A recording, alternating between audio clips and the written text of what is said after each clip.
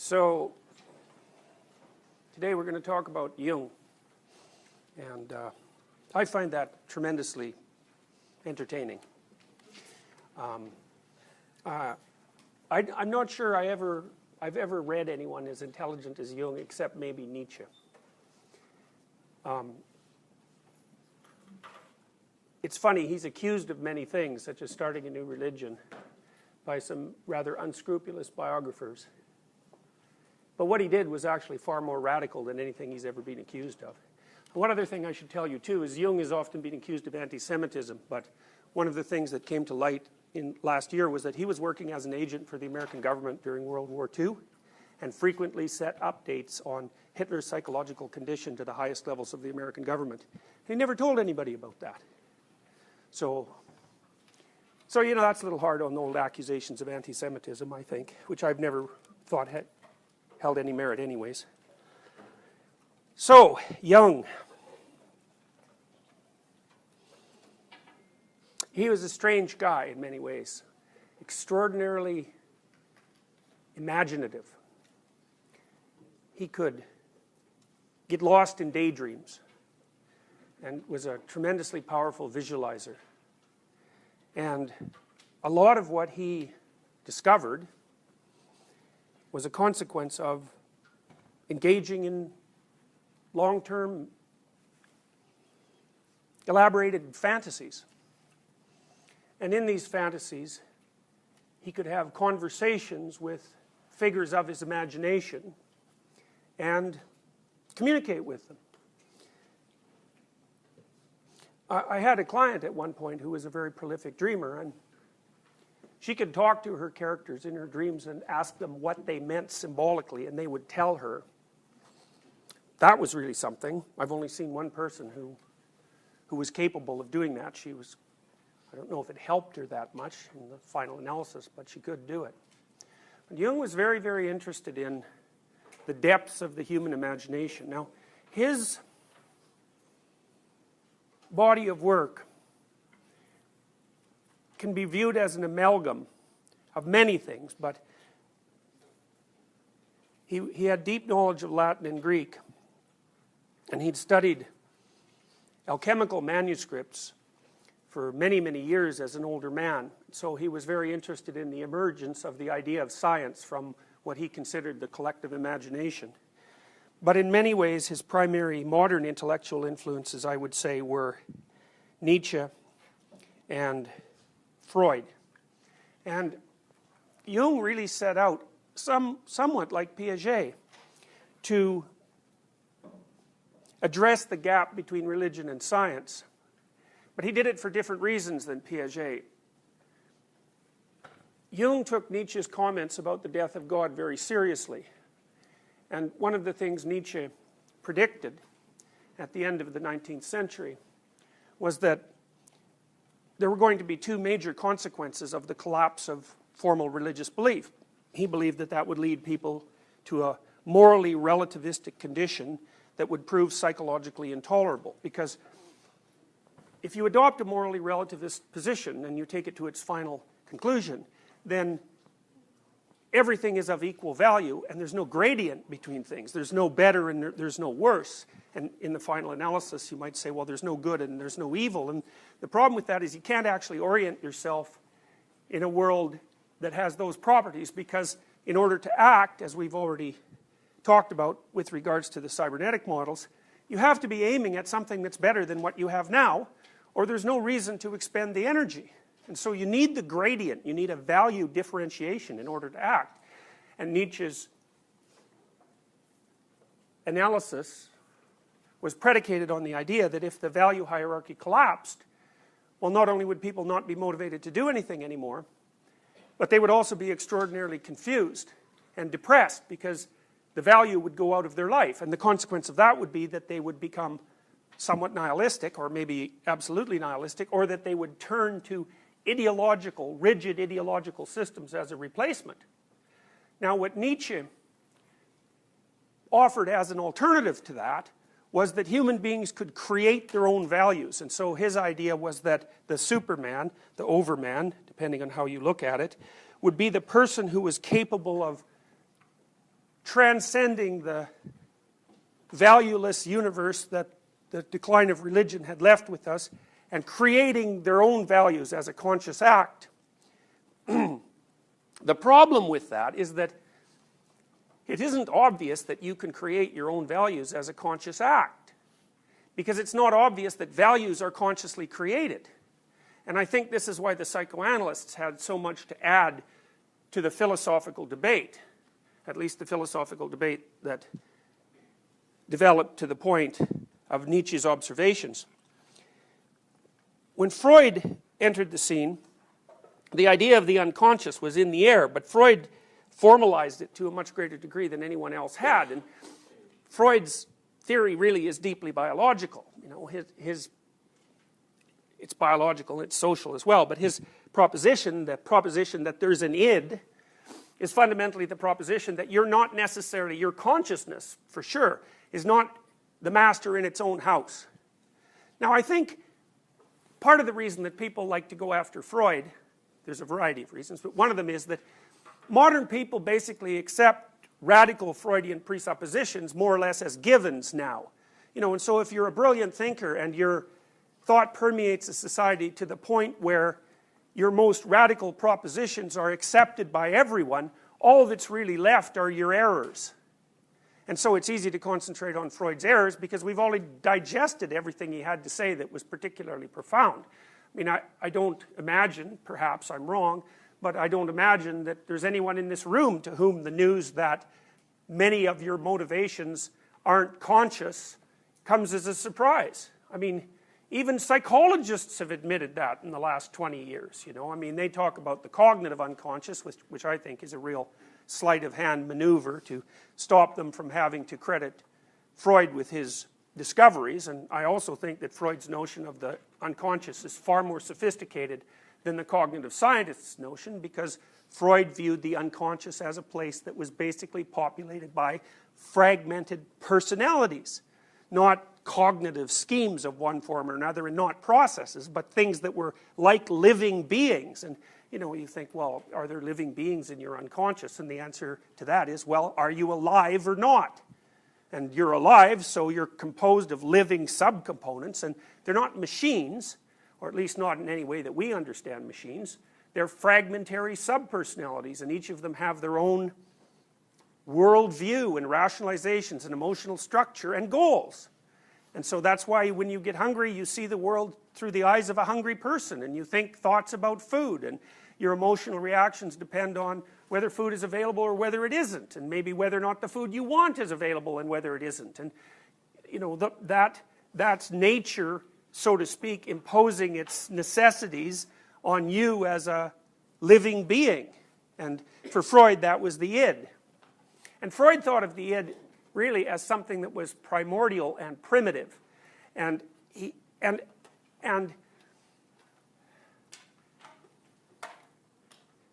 that's one of the things that really separated him from Jung.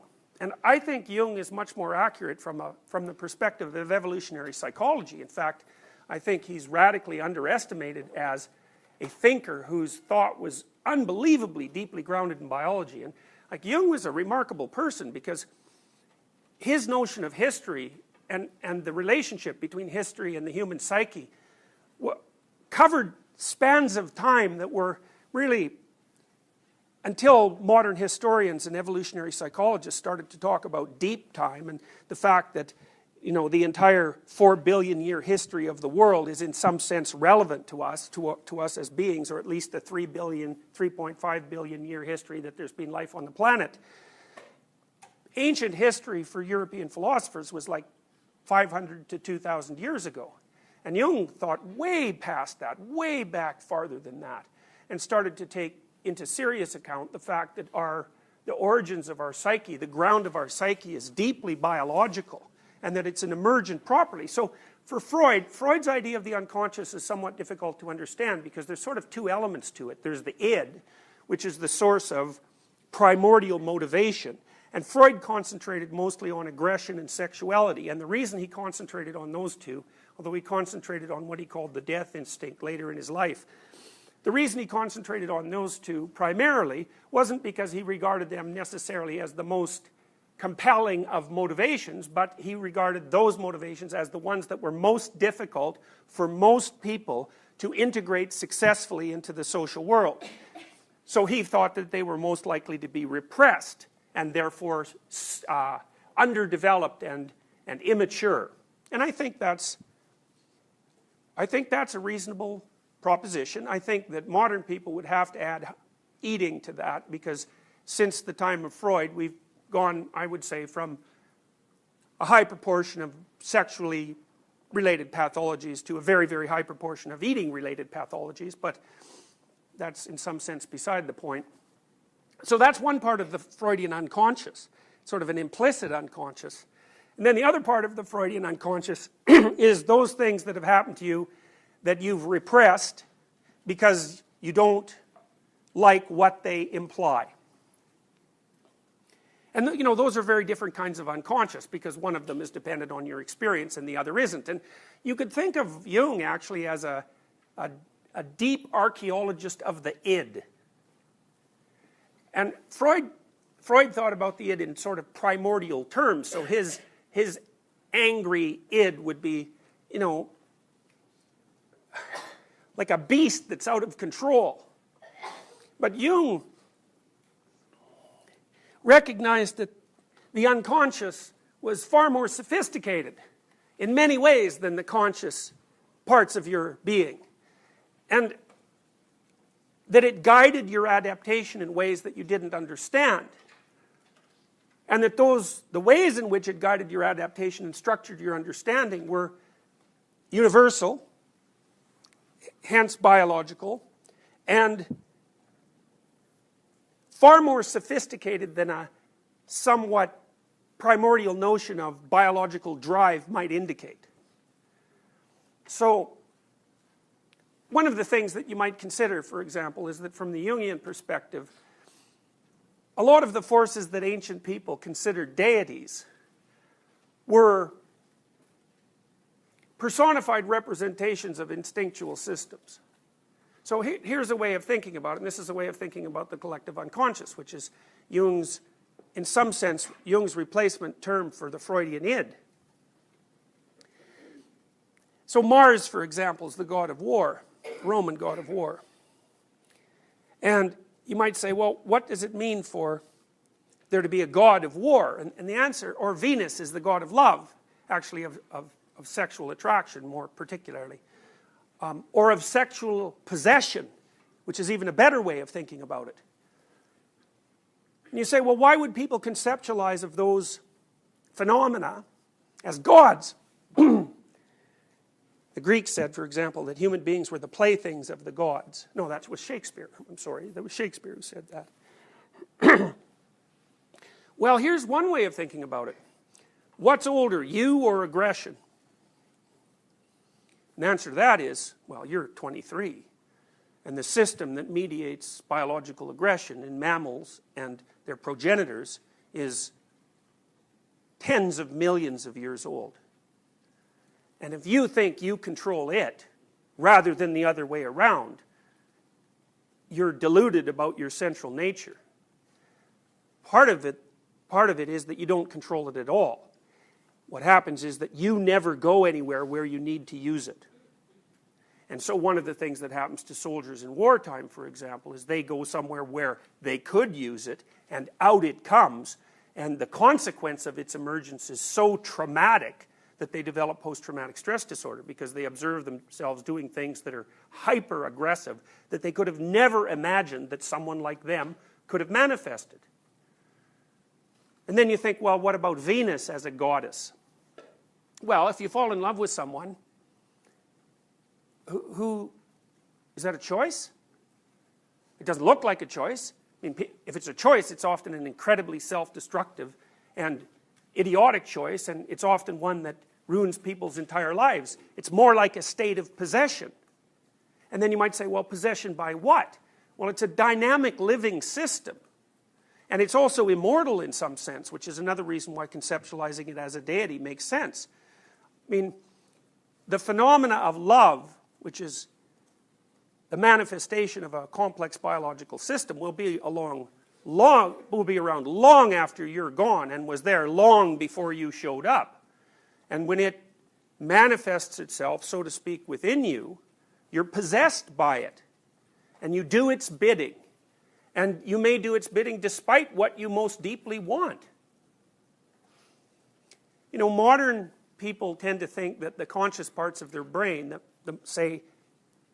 or let's say the more newly evolved elements of their brain, because we don't actually know what the relationship is between consciousness and the newly developed parts of the brain. The assumption is often made that the reason we're conscious is because we've developed a very spectacular cortical cap, but consciousness appears to be far older than that.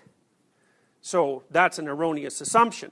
But we do tend to believe that the most complex and sophisticated parts of our brain are the cortical cap, the complex cortical cap that's quite enlarged in human beings relative to our body size. Because it's the newest systems, and it's also part of the systems that allow us to do such things as communicate with language and think in abstract symbols. But there's a different way of thinking about this from a biological perspective, and that is, what makes you think the newest system is the most sophisticated one? Why don't you assume that the oldest system is the most sophisticated one? Because it's been around for, well, for example, the mechanism in your neurological, the mechanism that underlies your conception of your relationship to the dominance hierarchy, for example, is at least 300 million years old. And the reason it's lasted 300 million years is because it knows what it's doing. It's far older than the parts of your brain that make you conscious in the specifically human way. And it's so deeply embedded in your brain in some sense that you have almost no voluntary control over it. And that's why, for example, one of the things that happens to people who are depressed is that the system that reports their dominance status reports that they're low.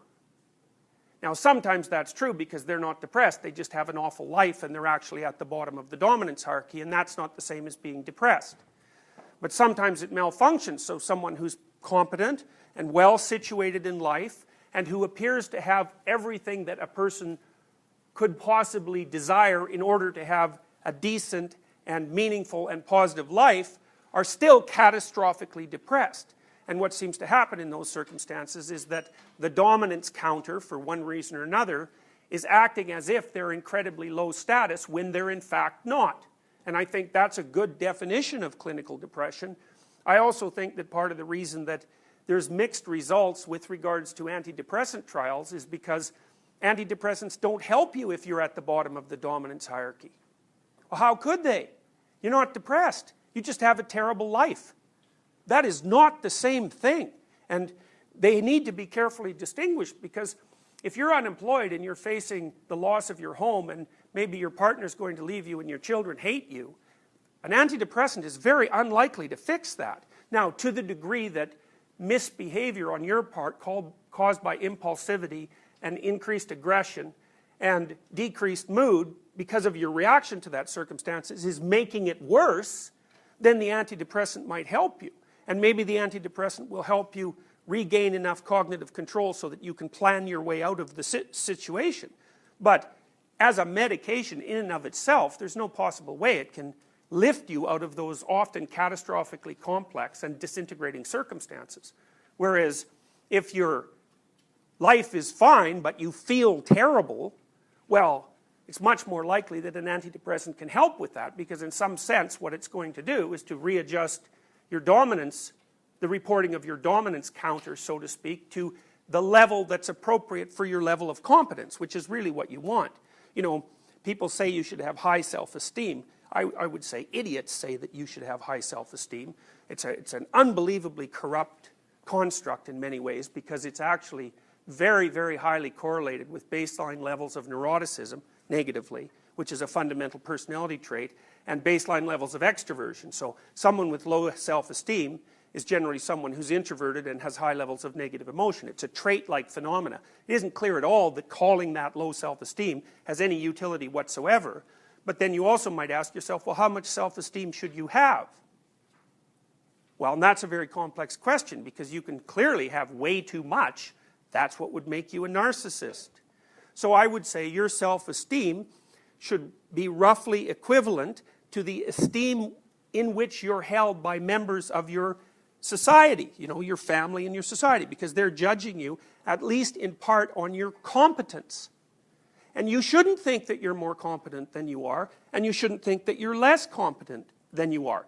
You should think that you're as competent as you are. And sometimes that means you're not competent at all because you don't know what you're doing, and sometimes it means that you're quite competent. Now, I think it's complicated by the fact that you should also regard yourself not only as who you are, but as who you could be. You know, and so if you're of lowly dominant status, which, for example, in some sense you guys are because you're young and, you know, you're starting your lives, the fact that there's a lot of potential that you still are able to manifest should tilt the self-assessment balance in your favor to a fair degree. So, anyways, Jung was very interested in the depths of the psyche, and for him the unconscious wasn't a repository of repressed experiences, and it wasn't a repository of underdeveloped and irritated biological systems. It was instead the underlying structure of consciousness itself. So Jung believed that human experience, as it's consciously manifested, was structured by underlying patterns of behavior that were specific and unique to humankind, although shared to some degree with other animals. And then on top of that, a realm of imagistic and symbolic representation that in part was a consequence of representation of those underlying behaviors. So here's a way of thinking about it. We act in a human way, whatever that means. And we've been acting in a human way for as long as there's been human beings, and we've been acting in a mammalian way for as long as there's been mammals. Now, human beings are quite peculiar creatures because not only do we act, we also watch ourselves act, and we represent those actions. And Jung believed that as a consequence of us manifesting a specific set of typically human behaviors over hundreds of thousands or perhaps millions of years, we also evolved a cognitive apparatus that was capable of representing those patterns of behavior. And that cognitive apparatus expressed the representations of those fundamental patterns of behavior in imagistic and symbolic form. And the basic imagistic and symbolic form is something like drama. Now, why would that be? Well, it's obvious in some sense. What is drama? Drama is the representation, the abstract representation of patterns of behavior. That's what you do when you go to a movie. You watch people manifest their characteristic behaviors. And then you might note that there's characteristic, quasi-unique patterns of behavior that are portrayed in drama. So, for example, there's the bad guy, and he wears a black hat in a cowboy movie.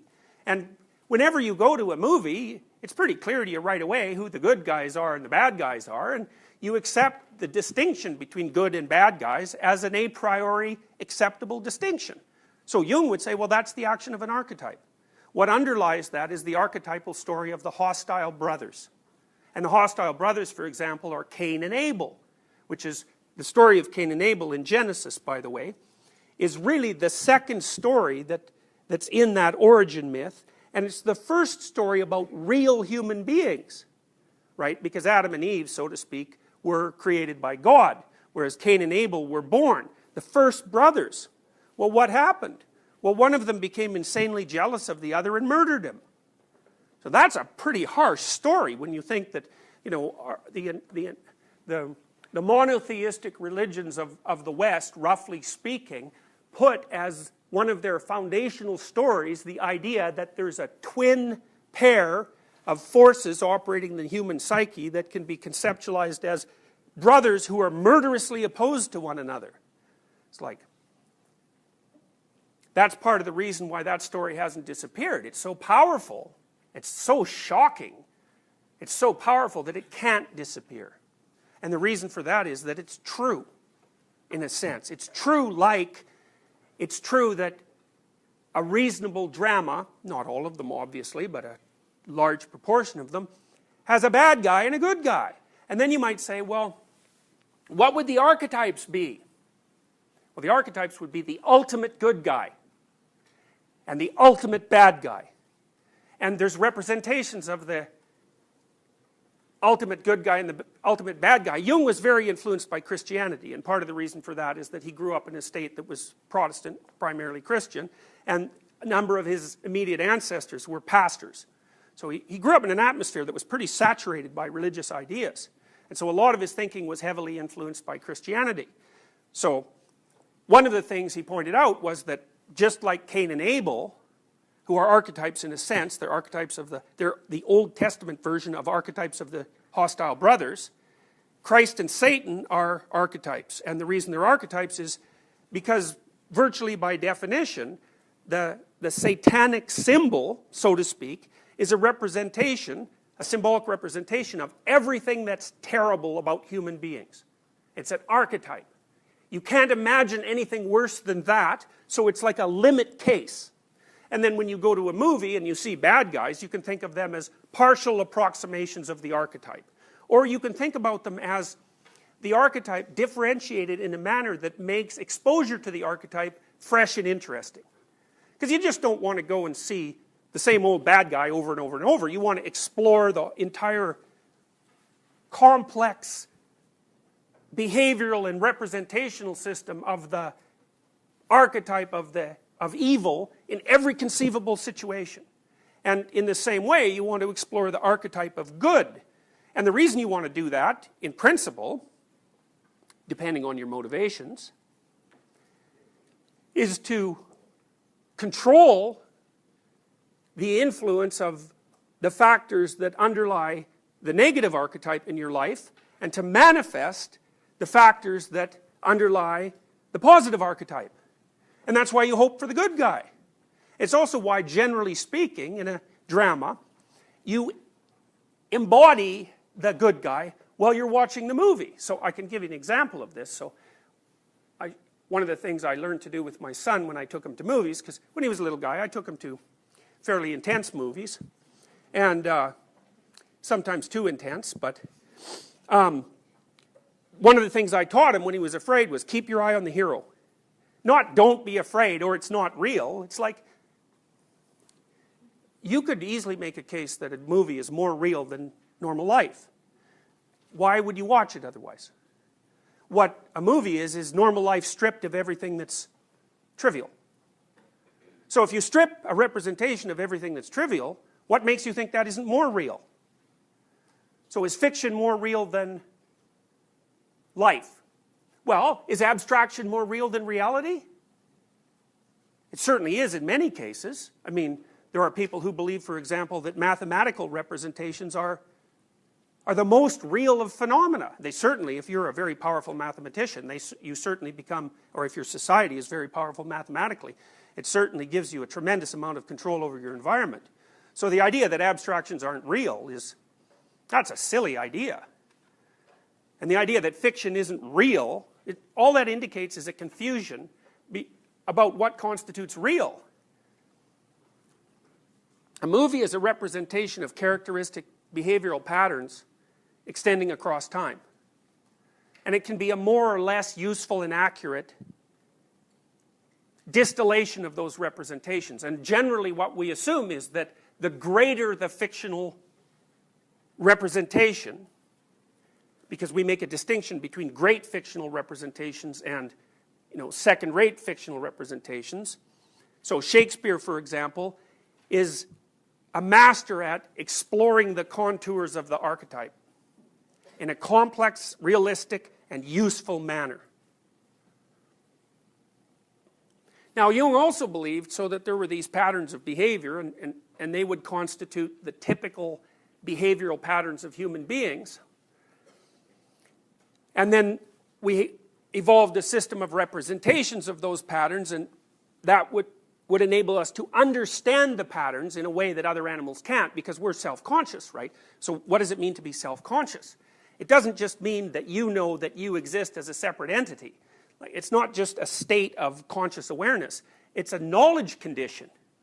You have at your fingertips a very large representational storehouse of abstract knowledge about what human beings are like. And that's developed over tens of thousands of years, right? It's a collective activity. The generation of all these stories we tell about each other. I mean, we have ancient stories. The oldest stories we have, by the way, are Mesopotamian stories, as far as I know. And the oldest Mesopotamian story, or one of the oldest Mesopotamian stories we have, is a hero story where the god, Marduk, fights a great dragon and cuts her into pieces and makes the world. And you might think, well, what do you, Mesopotamians, you know, what do you mean the world's created out of the pieces of a great dragon? Well, it's a Piagetian idea with a bit of narrative complexity added to it. It's like, well, how do you create the world? Well, you confront the unknown and you transform it into the known, or you confront unexplored territory and you transform it into explored territory. And then you might say, well, what exactly is the unknown, or what exactly is unexplored territory? And a scientist would say, well, you know, if you walk out in a field that you've never been in before, there's soil and material elements, and that's what's really there. But that isn't exactly what's really there. It depends on your time frame.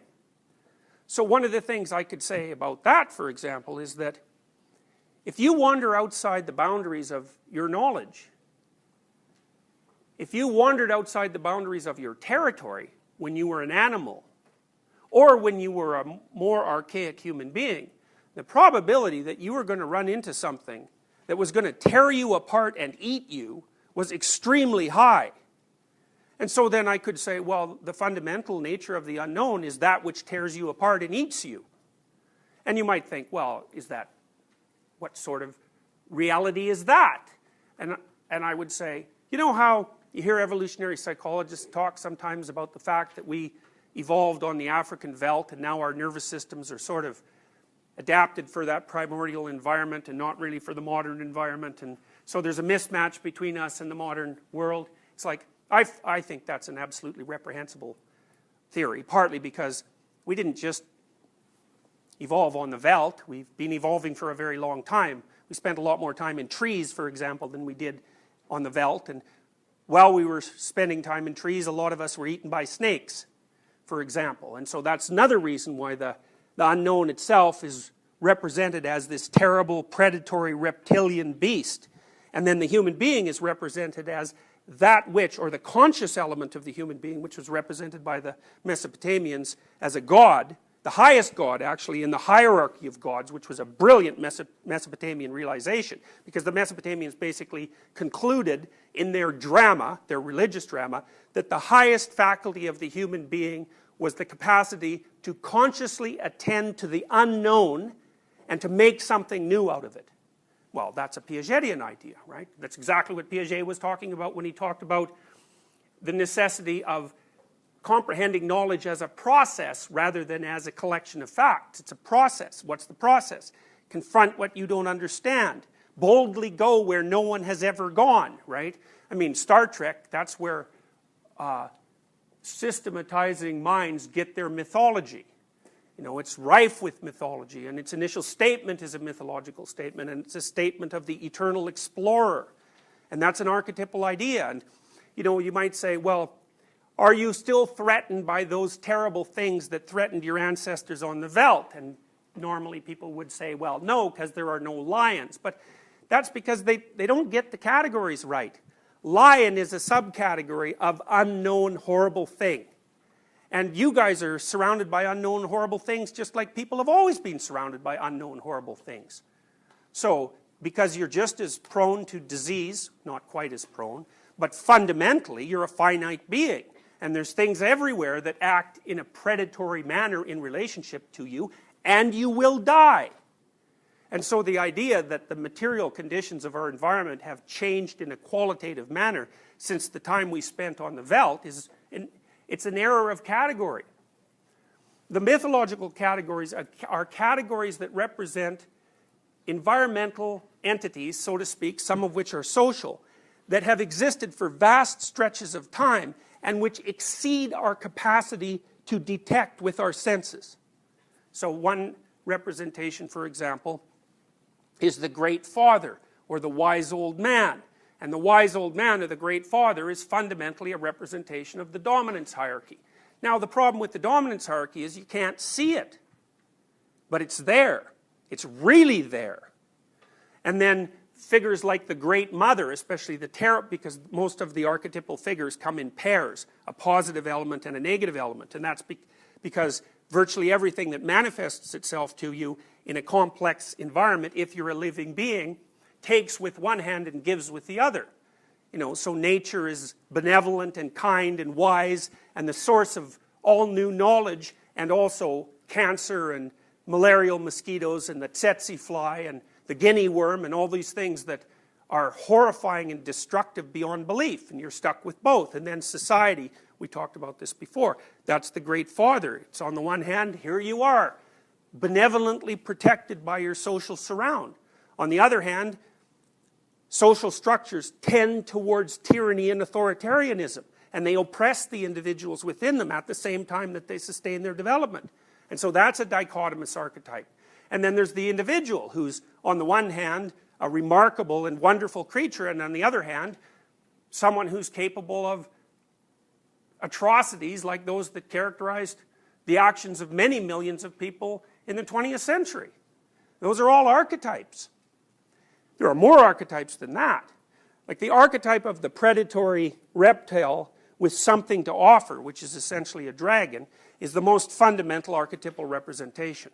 Jung found that representation in alchemical manuscripts, mostly in the form of the Ouroboros, which is a snake that eats its own tail.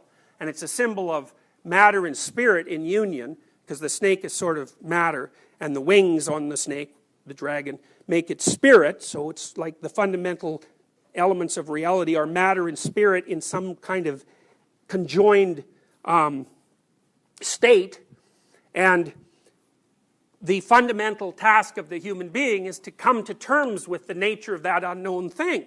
Now think about it this way. Well, why would ancient people represent the unknown as such, as a reptilian, self-contained reptilian form that was both spiritual and material? Well, here's the reason. First, the unknown's dangerous, and you could be its prey.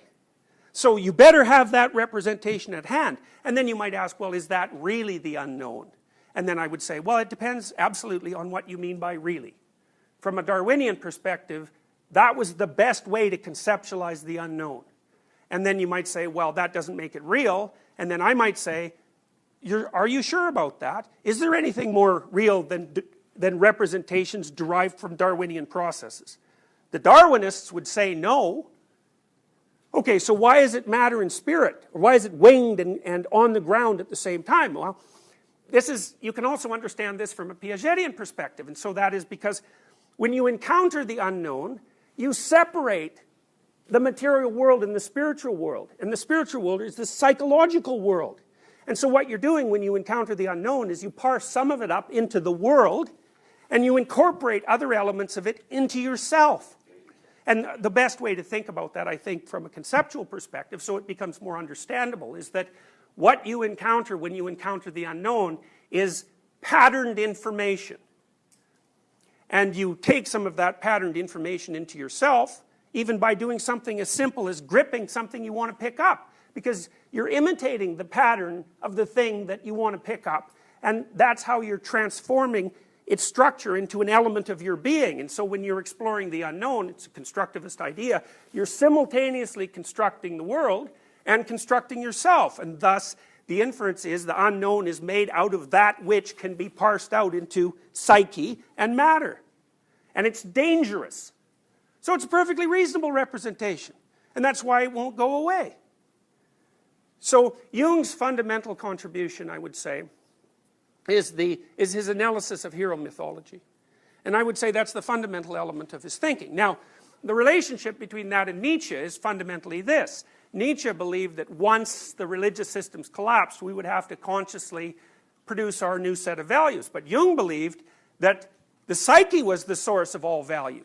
And so that it wasn't a matter of creating new values, it was a matter of discovering the values that were already lying dormant and implicit within us. So, and the next thing I would say about that is, you all know this. You just don't know you know it. And so one of the reasons to be educated from a literary and historical perspective is that you can come to understand what you already know. Because if you don't understand it, then there's an element of your being, the element that knows it and acts it out, and there's another element which is sort of you as a personality that are completely at odds with one another. And that makes you weak. It makes you something that's divided within itself. Now, you're doing everything you can as a general rule to incorporate this information. Now, for a long time, it seems as if, as long as we acted it out and represented it symbolically, and didn't argue about the assumptions, it was more or less okay. But we're past that now. And in order for us to benefit from the same protective structures that our ancestors benefited from, we now have to understand what they mean consciously. And that's really what Jung was up to. What he was really trying to do was to resurrect deep religious representations from the dead, so to speak, and to make them conscious so people could align themselves with them again. Now, I'm going to show you something.